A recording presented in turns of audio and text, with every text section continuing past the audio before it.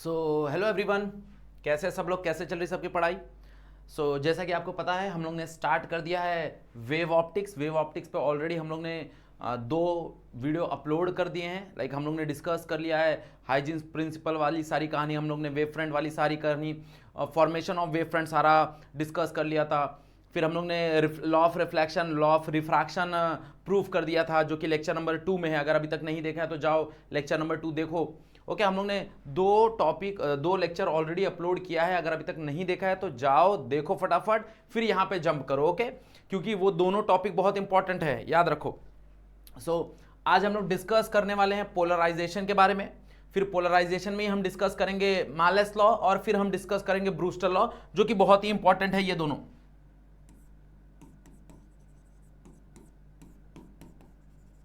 बहुत ही इंपॉर्टेंट होता है। तो ये दोनों टॉपिक आज हम लोग डिस्कस करेंगे। ओके, बुक और पेन लेके बैठ जाओ, वन शॉट पूरा वीडियो खत्म करो। अगर कुछ डाउट आ रहा है तो कमेंट सेक्शन में फटाक से बता दो। ओके, चलो let us start with topic. Hello everyone, my name is Sanjeev Pandey और स्वागत है आपका अपने प्यारे से चैनल में, खूबसूरत से चैनल में, JR कॉलेज में। Let us start with the first phenomena, polarization. Okay, what do you mean by polarization? अब polarization को समझने के लिए हमको कुछ समझना पड़ेगा कि जो लाइट है जनरली, ओके, वो इलेक्ट्रोमैग्नेटिक वेव है। हमको ये चीज पता है, जो लाइट है that is electromagnetic wave. Electromagnetic wave. और हमको ये भी पता है कि भाई जो इलेक्ट्रोमैग्नेटिक वेव है उसके पास electric field as well as magnetic field दोनों है। उसके पास electric field as well as magnetic field दोनों है। ओके, लाइक जो तुम्हारा मैग्नेटिक फील्ड है वो ऐसे वाइब्रेट कर रहा है, और जो इलेक्ट्रिक फील्ड है वो ऐसे वाइब्रेट कर रहा है। मतलब ये एक दूसरे को दोनों परपेंडिकुलर है। ओके, दोनों एक दूसरे को क्या है, परपेंडिकुलर है। यस और no? Okay, like this is the electric field and this is the, ऐसा बाहर जो आ रहा है वो मैग्नेटिक फील्ड है। ओके, ऐसा ऐसा वाइब्रेशन, मतलब ऐसा वाइब्रेशन हो रहा है, ऐसा दिख रहा है। तो एक इलेक्ट्रिक फील्ड का वाइब्रेशन है, एक मैग्नेटिक फील्ड का वाइब्रेशन। एक इलेक्ट्रिक फील्ड का वाइब्रेशन है, एक मैग्नेटिक फील्ड का वाइब्रेशन है, और उनका जो प्रोपोगेशन है वो इस डायरेक्शन में। लाइक अगर मैं यहां पे बताऊं तो एक इलेक्ट्रिक फील्ड का वाइब्रेशन, एक मैग्नेटिक फील्ड का वाइब्रेशन, और उनका प्रोपोगेशन इस डायरेक्शन में हो रहा है। ओके, अब बेसिकली क्या होता है कि यहां पे जो कहानी है कि लेट्स से तुम्हारा इलेक्ट्रिक फील्ड यहां पे मान लो एक्स एक्सिस पे है, ये वाई एक्सिस पे है, तो जो प्रोपोगेशन हो रहा होगा वो जेड एक्सिस पे हो रहा होगा। जो प्रोपोगेशन हो रहा होगा वो कहीं ना कहीं जेड एक्सिस पे हो रहा होगा। ये सन हाँ या ना? ओके, अब ये क्यों होता है? बिकॉज ऑफ, अगर तुमको पता होगा, हमने मैक्सवेल का थियरी पढ़ा है कि जब कभी भी कोई भी चार्ज पार्टिकल एक्सेलरेट होता है तो it produces the electromagnetic wave. Yes और नो? हाँ या ना? ओके, फिलहाल हम इलेक्ट्रोमैग्नेटिक वेव की कहानी में नहीं जाएंगे।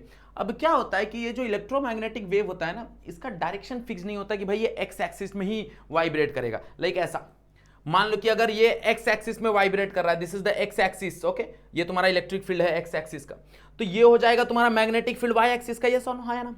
बट ये जो इलेक्ट्रिक फील्ड है ये इस डायरेक्शन में भी वाइब्रेट कर सकता है, ये इलेक्ट्रिक फील्ड इस डायरेक्शन में भी वाइब्रेट कर सकता है, ये इलेक्ट्रिक फील्ड इस डायरेक्शन में भी वाइब्रेट कर सकता है, इलेक्ट्रिक फील्ड ऐसा, मतलब ये चारों डायरेक्शन में इलेक्ट्रिक फील्ड वाइब्रेट कर सकता है। ओके, तो जब इलेक्ट्रिक फील्ड हर एक डायरेक्शन में वाइब्रेट करे तो that is called as unpolarized light. Okay, और जिसको हम ऐसे रिप्रेजेंट करते हैं,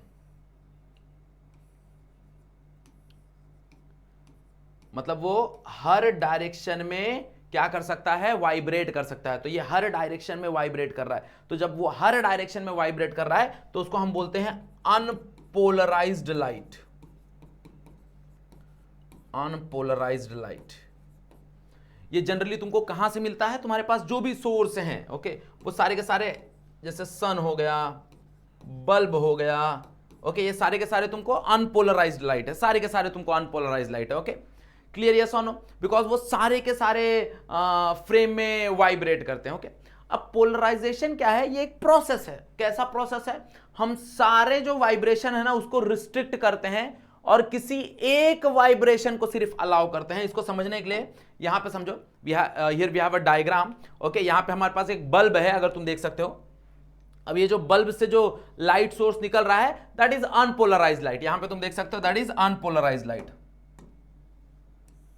है ना, दिस इज अनपोलराइज लाइट। अब ये चारों हर एक डायरेक्शन के प्लेन में वाइब्रेट कर रहा है, हर एक डायरेक्शन के प्लेन में वाइब्रेट कर रहा है। ध्यान से देखो यहां पे हर एक प्लेन, यहां पे हमने लगाया हुआ एक पोलराइजर, इसको पोलरॉइड बोल लो, पोलराइजर बोल लो, इट्स अ मटेरियल, ओके, जो क्या करता है, जो इस अनपोलराइज जो लाइट है उसको रिस्ट्रिक्ट करता है, एक तरह से मजबूर करता है कि सिर्फ एक ही प्लेन ऑफ वाइब्रेशन में उसको पास होना है। जैसे मान लो कि एक तरह से इसके अंदर एक स्लिट टाइप है, ऐसा मान लेते हैं थोड़ी देर के लिए कि भाई एक तरह से स्लिट है, स्लिट वगैरह नहीं होता, एक तरह से हम मान लेते हैं कि एक वर्टिकल पास हम इसको बोलते हैं, ओके, पासेस बोलते हैं हम इसको।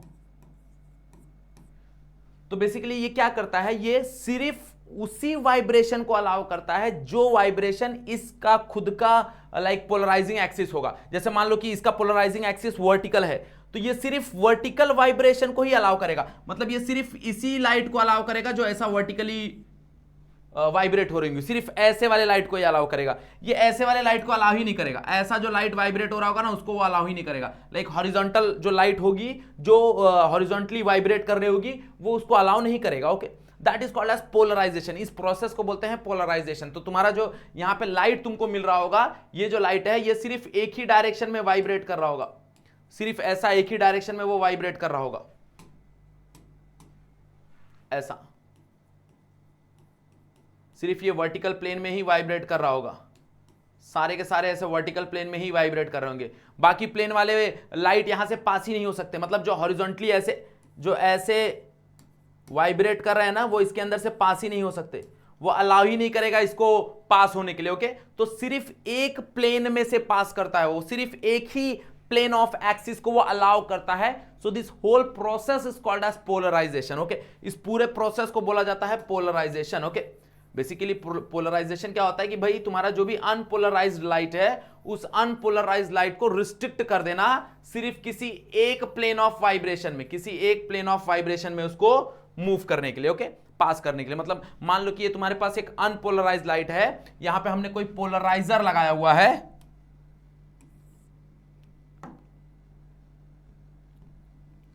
यहां पे हमने कोई पोलराइजर लगाया हुआ है, दिस इज द पोलराइजर। अब इस पोलराइजर में वर्टिकल, इसका जो पोलराइजिंग एंगल है वो वर्टिकल एंगल है, क्या है, वर्टिकल है, ऐसा ऐसा वर्टिकल है।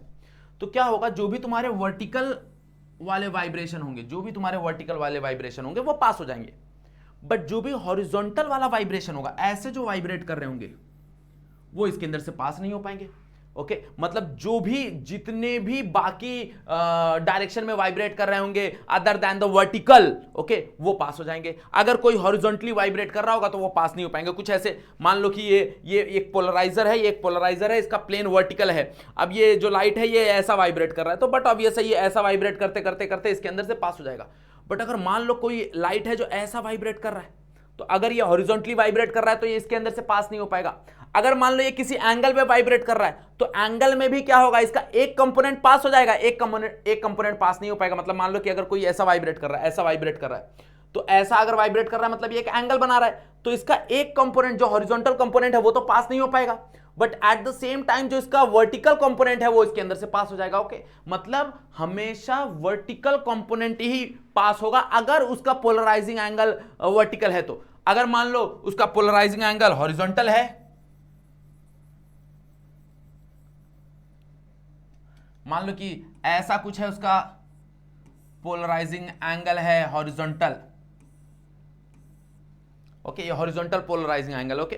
तो क्या होगा, जो भी हॉरिजॉन्टल लाइट वो हो रही है वो पास हो जाएगी इसके अंदर से, जो भी हॉरिजॉन्टल लाइट वाइब्रेट हो रही है वो पास हो जाएगी। अब यहां पे जो वर्टिकल लाइट होगी ना वो पास नहीं हो पाएगी, भाई जो वर्टिकल लाइट है वो उसके अंदर से पास नहीं हो पाएगी, क्योंकि वो उसको रिस्ट्रिक्ट कर देगा, ओके, उसको अलाउ ही नहीं करेगा उसके अंदर से पास होने के लिए। तो दैट डिपेंड्स अपॉन कि भाई पोलराइजिंग किस एंगल पे हो रहा है, वो डिपेंड करता है कि भाई उस जो पोलराइजर है उसका पोलराइजिंग एक्सिस किस अलोंग है, उसके हिसाब से वो डिपेंड करता है। हाँ, बट यहां पे जो तुमको रे मिलेगा that will be a polarised ray, that will be a polarised ray. तो यहां पे सारी की सारी जो रे रहेंगी, जो लाइट रहेगा, इसको हम लोग पोलराइज्ड लाइट बोलेंगे। तो ये जो है इसको बोलते हैं प्लेन पोलराइज्ड लाइट। क्या बोलते हैं इसको? प्लेन पोलराइज्ड लाइट बोलते हैं। क्लियर, यस और नो? तो पोलराइजेशन का मतलब क्या होता है भाई? रिस्ट्रिक्ट करना। रिस्ट्रिक्ट करना किसको? लाइट को सिर्फ एक प्लेन के वाइब्रेशन में। That is called as polarization. That is called as polarization. Clear, yes और नो? हाँ या ना? ओके, समझ में आया? अब तुम इलेक्ट्रोमैग्नेटिक वेव को तो पोलराइज कर सकते हो, बट तुम कभी लॉन्गिट्यूडनल वेव को पोलराइज नहीं कर सकते। ओके, क्योंकि पोलराइजेशन करने के लिए हमको लॉन्गिट्यूडनल वेव को कभी हम पोलराइज नहीं कर सकते, क्योंकि वो हमेशा कंप्रेशन रेयर फ्रैक्शन के फॉर्म में पास होता है। तो तुम वहां पे कभी भी पोलराइजर रखोगे तो वो कभी पोलराइज्ड नहीं होगा, याद रखना। ओके, तो longitudinal wave can not be polarized. हाँ, ट्रांसवर्स वेव है, transverse wave can be polarized, ये याद रखो। ओके, क्लियर, यस और नो? अब यहां पे कहानी थोड़ी डिस्कस करते हैं। ओके, देखो चलो, अब हमेशा जब कभी भी लाइट ट्रैवल होती है किसी के थ्रू, किसी पोलराइजर के थ्रू, तो वहां पे लाइट की इंटेंसिटी ऑलवेज डिक्रीज होती है। ओके, अब कितनी डिक्रीज होती है वो यहां पे हम डिस्कस करेंगे। कितनी डिक्रीज होती है वो यहां पे हम डिस्कस करेंगे। देखो,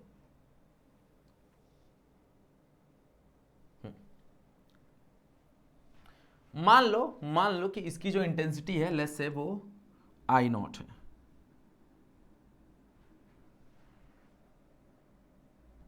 मान लो इसकी जो इंटेंसिटी है वो है I naught. Okay, I naught is the intensity of unpolarise light. Okay, I naught is the intensity of unpolarise light. Okay, तो यहां से क्या होगा? यहां से कौन कौन से कंपोनेंट पास हो रहे हैं? ध्यान से देखो। देखो, ऐसे इमेजिन करो कि चार ये है, इमेजिन करो 1 2 3 4, ऐसे फिलहाल 4 प्लेन हम कंसिडर कर लेते हैं वाइब्रेशन का। ओके, और यहां पे वर्टिकल पास है। क्या है? Vertical pass. This is the vertical pass. तो यहां पे क्या होगा? देखो जरा, इसकी इंटेंसिटी आई नॉट है, इसकी इंटेंसिटी आई नॉट है। तो यहां पे क्या होगा कि जब कभी भी ये पास होगा, जब कभी भी ये पास होगा, तो ये तो पास हो जाएगा। लेट्स से इसका नाम ए रख देते हैं। तो ए वाला वाइब्रेशन तो यहां पे तुमको पास होता हुआ दिखेगा। यस और नो? मतलब ए तो पास हो जाएगा कंप्लीटली, ए तो कंप्लीटली पास हो जाएगा। ओके, इसका नाम रख देते हैं बी।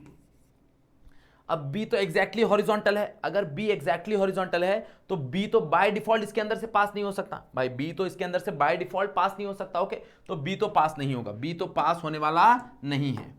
तो बी का जो लाइट है वो पास नहीं हो रहा है। ओके, यस और नो? यस। अब जरा ध्यान दो सी पे।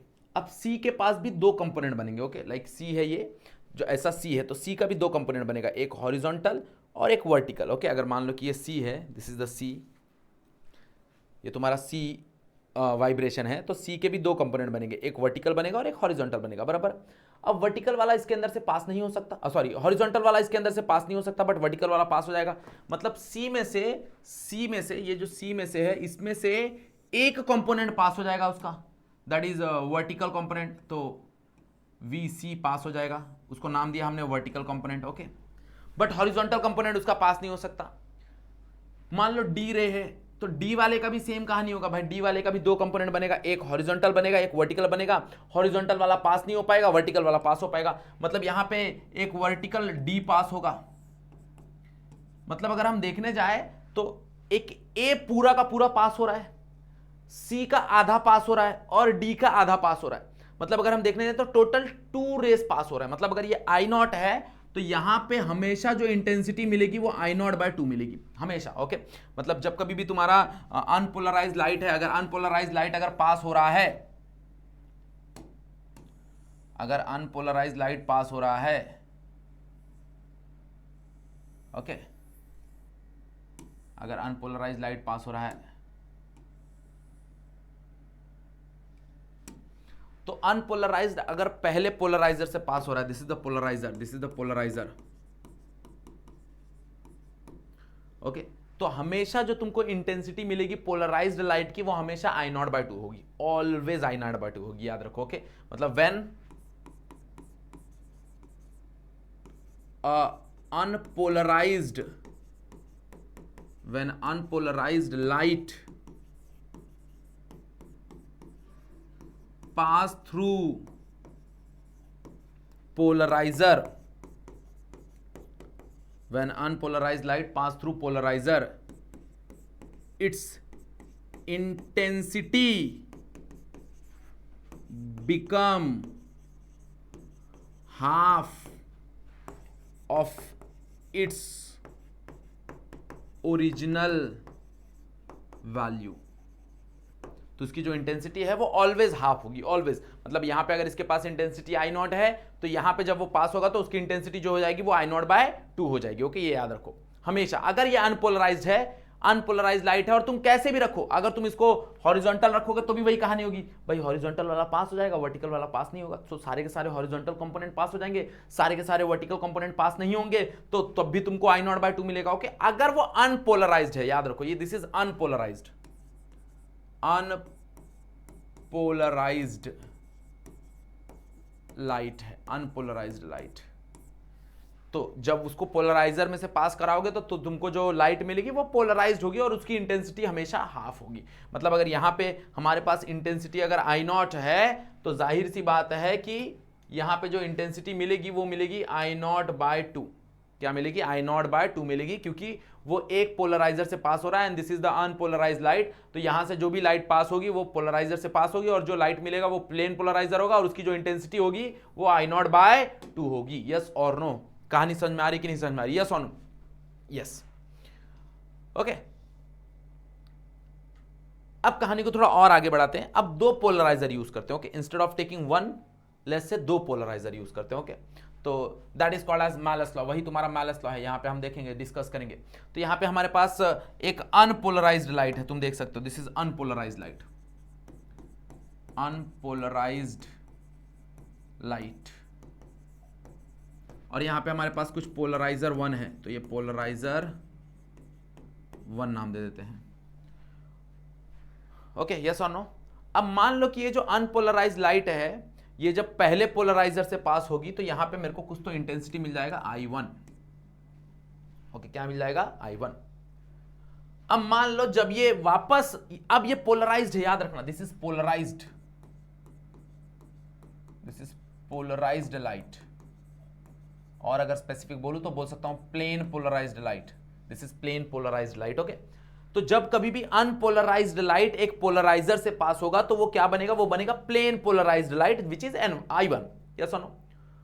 अब मैंने क्या किया है, एक और पोलराइजर रखा है, दिस इज अ पोलराइजर 2। मान लो एक पोलराइजर यहां पे पोलराइजर 2 है, और ये जो पोलराइजर 2 है ये पहले पोलराइजर को किसी एंगल पे रखा गया, मतलब ऐसा कुछ, मतलब ये फर्स्ट पोलराइजर का एक्सिस है तो ये सेकंड पोलराइजर का एक्सिस है। तुम देख सकते हो ये कुछ एंगल में रखा गया है, कुछ तो एंगल में रखा गया है with respect to the first, मतलब फर्स्ट के साथ कुछ तो ये हॉरिजॉन्टल कुछ तो एंगल बना रहा है। तुम देख सकते हो यहाँ पे कुछ तो ये एंगल बना रहा है फर्स्ट के साथ, दिख रहा है? यस और नो? फर्स्ट के साथ कुछ तो ये एंगल बना रहा है, दैट एंगल लेस से थीटा, दैट एंगल लेस से थीटा।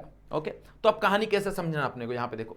तो हमको तो ये पता है कि भाई जब पहले लाइट से पास होगी, मतलब यहां पे अगर उसके पास इंटेंसिटी आई है तो यहां से पास होने के बाद यहां पे जो इंटेंसिटी हो जाएगी that is I naught by 2। हमको पता है जब कभी भी अनपोलराइज्ड लाइट पास होता है पोलराइजर से, that become plane polarized light और उसकी इंटेंसिटी हमेशा हाफ हो जाती है, ऑलवेज हाफ। अब यहां पे ध्यान दो कि अब ये ऑलरेडी पोलराइज्ड है, ऑलरेडी पोलराइज्ड है। जब पोलराइज्ड लाइट किसी पोलराइजर के थ्रू पास होती है, पोलराइज्ड लाइट किसी पोलराइजर के थ्रू पास होती है, जो पोलराइजर इसके प्लेन के साथ कोई एंगल बना रहा है, मतलब ये वर्टिकल प्लेन में वाइब्रेट कर रहा है और तुम्हारा जो पोलराइजर है वो कुछ एंगल पे है, तो यहां पे जो हमको लाइट मिलेगी उसकी इंटेंसिटी क्या रहेगी, वही हम मैलस ने समझाया। ओके, तो लेट्स से इसकी जो इंटेंसिटी है वो I1 है। Okay, let's say, so let the intensity of light after passing through polarizer 1, okay, तो वो I1 इंटेंसिटी होगी। क्या होगी? I1 इंटेंसिटी होगी। और ये ऑलरेडी पोलराइज्ड हो चुका है, ये ऑलरेडी पोलराइज्ड हो चुका है। ओके, अब पोलराइजर 2 है, पोलराइजर 2 है जो कि इसके एंगल में रखा है। अब हमको एक और चीज पता है कि भाई जो इंटेंसिटी होती है वो कहीं ना कहीं डायरेक्टली प्रोपोर्शनल होती है तुम्हारा किसके साथ? एम्पलीट्यूड के स्क्वायर के साथ। तो यहाँ पे इलेक्ट्रिक फील्ड का एम्पलीट्यूड है, इसलिए हम लोग ने यहाँ पे ई नॉट स्क्वायर लिख दिया। तुम ए नॉट स्क्वायर भी लिख सकते हो, उससे कोई फर्क नहीं पड़ता। ओके, ई हम लोग ने यूज किया because this is the electric field. Okay, electric field का एम्पलीट्यूड है ये, हाँ या ना, यस और नो। तो यहाँ पे जो I1 होगा वो डायरेक्टली प्रोपोर्शनल होगा ई नॉट के स्क्वायर के साथ, ई नॉट के स्क्वायर के साथ। अब यहाँ पे ध्यान से देखो कौन सा एम्पलीट्यूड पास हो रहा है। जैसे मान लो कि अगर यहाँ पे कोई एक्सिस है, जैसे ये है, ओके, ये किसी एक्सिस के साथ है, देखो ऐसा है, तो यहाँ पे अगर हम ध्यान दें तो ये तो पास नहीं हो पाएगा भाई, ये जो है ये तो पास नहीं हो पाने वाला, ये तो पास नहीं हो पाने वाला, यस और नो, यस, ये पास नहीं हो पाएगा।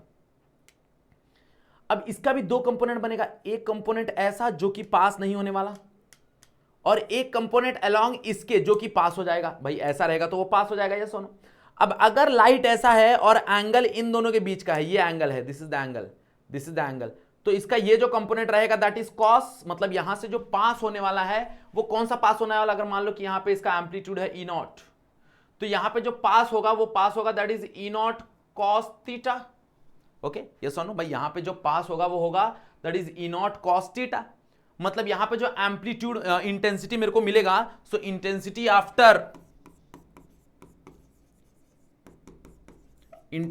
After polarizer 2, intensity after polarizer 2, तो क्या हो जाएगा, उसको I2 नाम देते हैं, which is directly proportional to, यहां पे क्या पास हो रहा है, यहां पे पास हो रहा है ई नॉट कॉस थीटा, मतलब वो किसके स्क्वायर के बराबर रहेगा, वो बराबर रहेगा ई नॉट कॉस थीटा, यस और नो, हाँ या ना।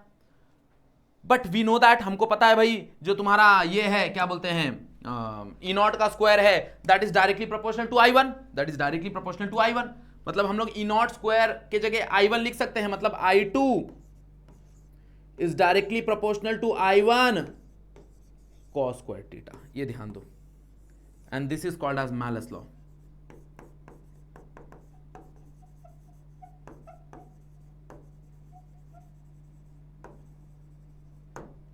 क्लियर, यस और no, this is called as Malus law. Okay, मतलब जब कभी भी अगर किसी पोलराइज्ड लाइट को, ये ऑलरेडी पोलराइज्ड है, ध्यान देना, ये ऑलरेडी पोलराइज्ड है, तो जब किसी पोलराइज्ड लाइट को किसी पोलराइजर से पास कराते हैं, जो पोलराइजर इस प्लेन के वाइब्रेशन के किसी एंगल पे रखा होगा, कुछ एंगल पे रखा हो, तो यहां पे जो तुमको इंटेंसिटी मिलेगा वो इंटेंसिटी हमेशा बराबर होगा initial intensity cos square theta. Okay, it is a product of initial intensity which is this, मतलब इसके पहले वाले intensity into cos square theta is nothing but the angle between this vibration and this axis. Okay, उस polariser axis के बीच का angle है ये। Clear, yes और नो, हाँ या ना। ओके, कहानी समझी।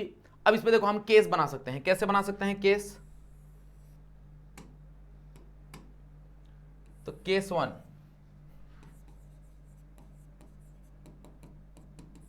इफ थीटा इज 0 तो cos 0 क्या ही होता है, 1 होता है, तो दैट इज I2 बराबर हो जाएगा I1 के। ओके, अगर थीटा 0 है, 0 मतलब भाई वो कोई एंगल बना ही नहीं रहा, मतलब ये जो वाइब्रेशन है ये ऐसा वाइब्रेशन हो रहा है और तुम्हारा जो सेकंड पोलराइजर है वो एग्जैक्टली वर्टिकल रखा है, तो बट ऑब्वियस है ये कोई एंगल नहीं बना रहा है, तो ये ऐसे ऐसे वाइब्रेट करते करते इसके अंदर से सारा का सारा पास हो जाएगा। मतलब अगर ये इंटेंसिटी तुम्हारा I1 है, अगर ये इंटेंसिटी तुम्हारा I1 है, तो यहां पे जो पास होगा दैट इज ऑल्सो I1, मतलब I2 बराबर हो जाएगा I1 के, यस और no, which is same because the angle is 0, because the angle is 0, हाँ या ना। अगर मान लो केस 2 अगर 90 है, तो इफ थीटा इज 90 और हमको पता है cos 90 क्या ही होता है, cos 90 होता है 0, तो तुम्हारा जो I2 मिलेगा वो 0 हो जाएगा, I2 मिलेगा वो क्या हो जाएगा, 0 हो जाएगा। कैसे 0 हो जाएगा, देखो जरा, मान लो कि ये वाइब्रेशन ऐसा कर रहा है, ये जो पोलराइज्ड लाइट है, ये पोलराइज्ड लाइट जो है, हम अनपोलराइज्ड लाइट की बात नहीं कर रहे हैं, ध्यान देना, हम सिर्फ पोलराइज्ड लाइट की बात कर रहे हैं। तो ये जो पोलराइज्ड लाइट है ये ऐसे वाइब्रेट कर रहा है, बट मैंने पोलराइजर को एग्जैक्टली ऐसे रख दिया है, जो कि इनके बीच में परपेंडिकुलर का रिलेशन है। ओके, तो अगर एग्जैक्टली ऐसे रख दिया है तो बट ऑब्वियस है इसमें से कोई भी कंपोनेंट पास नहीं होने वाला। सिंस कोई भी कंपोनेंट पास नहीं होने वाला, इसका मतलब यह है कि यहां पे कोई भी लाइट नहीं मिलेगा। तुम देख लो, इंटेंसिटी इज 0, तो दिस फॉर्मूला इज एप्लीकेबल, भाई ये फॉर्मूला एप्लीकेबल है पोलराइज्ड लाइट के लिए। ओके, अनपोलराइज्ड लाइट हमेशा हाफ होती है, याद रखना। अगर कोई भी अनपोलराइज्ड लाइट है, अगर वो किसी पोलराइजर से पास हो रहा है, तो बट ऑब्वियस है उसकी जो इंटेंसिटी होगी वो हमेशा हाफ होगी। क्लियर, यस और नो, हाँ या ना। कहानी समझा कि नहीं समझा? ओके, आगे बढ़े, चल बहुत बढ़िया। Next Brewster law. ओके, अब ब्रूस्टर भाई साइंटिस्ट है, ओके, उन्होंने भी कहानी दी। उन्होंने बोला कि हम लाइट को पोलराइज्ड कर सकते हैं बाय रिफ्लेक्शन। ओके, क्या कर सकते हैं? बाय रिफ्लेक्शन, मतलब हम कोई भी लाइट को यहां पे पोलराइज कर सकते हैं रिफ्लेक्शन के थ्रू। तो यहां पे हाँ, बस ये ध्यान देना है कि वो परफेक्टली रिफ्लेक्टिंग सरफेस ना हो, लाइक मिरर वगैरह ना हो। ओके, यहां पे जो सरफेस होगा वो एक ट्रांसपेरेंट सरफेस होगा, तो it's optically transparent, optically transparent medium, like water, some glass, okay, या फिर कोई ग्लिसरीन वगैरह कुछ भी ले लो, but it should be transparent. Okay, मतलब वो कहीं ना कहीं ऑप्टिकल मीडियम होना चाहिए। ओके, मतलब वहां पे रिफ्लेक्शन और रिफ्रैक्शन दोनों की कहानी होनी चाहिए। ओके, तो ब्रूस्टर ने क्या बोला? ब्रूस्टर ने ये एक्सपेरिमेंटली प्रूव किया। ओके भाई, ये एक्सपेरिमेंटली देखा गया, याद रखोगे। उन्होंने एक अनपोलराइज्ड लाइट लिया, तो this is the unpolarised light, इसको ऐसे ऐसे बना देते हैं।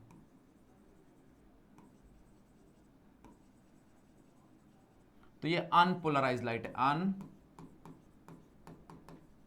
Unpolarised light, this is unpolarised light. Okay, तो ये ऐसे भी वाइब्रेट कर रहा है और ये बोर्ड के ऐसे बाहर भी वाइब्रेट कर रहा है, इसलिए देखो उसमें एरो भी रिप्रेजेंट है और डॉट भी रिप्रेजेंट है। ओके, डॉट और एरो दोनों रिप्रेजेंट है। डॉट और एरो दोनों क्या बता रहा है कि भाई ये दोनों प्लेन में वाइब्रेशन कर रहा है, मतलब ऐसे वर्टिकल वाइब्रेशन भी कर रहा है, हॉरिजॉन्टल वाइब्रेशन भी कर रहा है, वर्टिकल वाइब्रेशन भी कर रहा है, हॉरिजॉन्टल वाइब्रेशन भी कर रहा है, वर्टिकल वाइब्रेशन भी कर रहा है, हॉरिजॉन्टल वाइब्रेशन कर रहा है। ओके, अब क्या होगा? अब जैसे ही ये लाइट इंसिडेंट करेगा, कहां पे भाई? इनके मीडियम के इंटरफेरेंस पे। यहां पे इस मीडियम का इंटरफेरेंस है, क्या है? मीडियम का इंटरफेरेंस है यहां पे इन मीडियम का इंटरफेरेंस है, यस और नो? अब जैसे ही यहां पे ये लाइट इंसिडेंट करेगा, विच इज अनपोलराइज्ड लाइट, तो वहां पे कुछ लाइट क्या हो जाएंगे? कुछ लाइट रिफ्लेक्ट हो जाएंगे और कुछ लाइट रिफ्रैक्ट हो जाएंगे। तो यहां पे तुम देख सकते हो कुछ लाइट रिफ्लेक्ट हो गए और कुछ लाइट रिफ्रैक्ट हो गए, ये रिफ्रैक्ट हुए हैं और ये रिफ्लेक्ट हुए हैं। ओके, अब यहां पे क्या किया उन्होंने देखा कि एक पर्टिकुलर इंसिडेंट एंगल पे क्या हो रहा था? एक पर्टिकुलर इंसिडेंट एंगल पे जो तुमको रिफ्लेक्टेड लाइट मिल रही थी ना, वो कंप्लीटली पोलराइज्ड लाइट मिल रही थी। तो ये जो कंप्लीटली पोलराइज्ड लाइट है, ओके, बट ये किसी पर्टिकुलर एंगल पे हो रहा था, उस एंगल को नाम दिया पोलराइजिंग एंगल या फिर ब्रूस्टर एंगल। ओके, उस एंगल को क्या नाम दिया हमने? पोलराइजिंग एंगल या फिर ब्रूस्टर एंगल। इसको आई भी लिख देते हैं। Okay, so the incident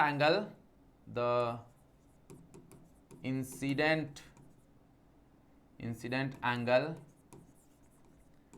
at which the reflected ray is polarized. Okay, the incident angle at which the reflected ray is polarized called as polarizing angle और ब्रूस्टर एंगल। ओके, यस और no? हाँ या ना? तो उसको हम आई भी लिख देते, क्या भी लिख देते? आई भी लिखते हैं। ओके, अब ये देखा गया कि भाई ये जो आई बी है, अगर तुमको आई बी अचीव करना है तो दो पोलराइजिंग जो रे है, मतलब रिफ्लेक्टेड जो रे है और रिफ्रैक्टेड जो रे है, ये दोनों परपेंडिकुलर होने चाहिए एक दूसरे से। अगर तुमको ऐसा है कि भाई तुमको ये एंगल अचीव करना है, तुमको एक परफेक्टली पोलराइजिंग रिफ्लेक्टेड रे चाहिए, तो उसके लिए इन दोनों का परपेंडिकुलर होना जरूरी है, मतलब ये और ये परपेंडिकुलर होना जरूरी है। ओके, तो हम बोल सकते हैं कि भाई for polarising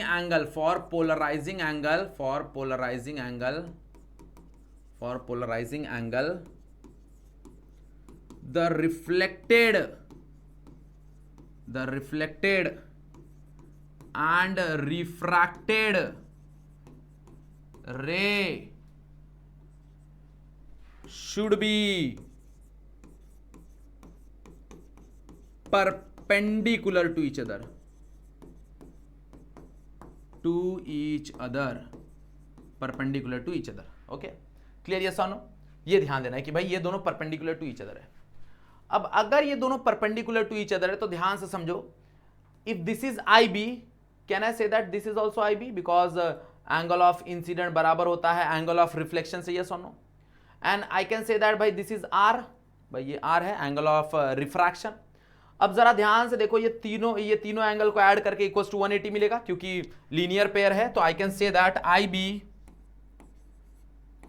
plus R plus 90 is equals to 180, because ये एंगल जो है वो 90 है, क्योंकि ये दोनों परपेंडिकुलर है एक दूसरे से, यस और नो।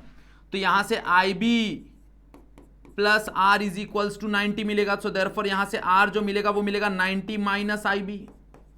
बोलो सही है कि नहीं सही है, यस और नो। देख लो, कुछ कैलकुलेशन नहीं समझा तो बोलो। भाई ये तीनों को ऐड करके 180 मिलेगा, क्योंकि लीनियर पेयर है, और ये 90 उधर जाके माइनस हो जाएगा, 90 हो जाएगा, तो I B plus R is equals to 90, तो आई बी को उधर भेज दो, तो R is equals to I B minus 90, हाँ या ना। अब लगाओ स्नेल्स लॉ की कहानी, let's say this medium is n1 and this medium is n2, the light is travelling from n1 to n2, तो बाय स्नेल्स लॉ क्या मिलेगा?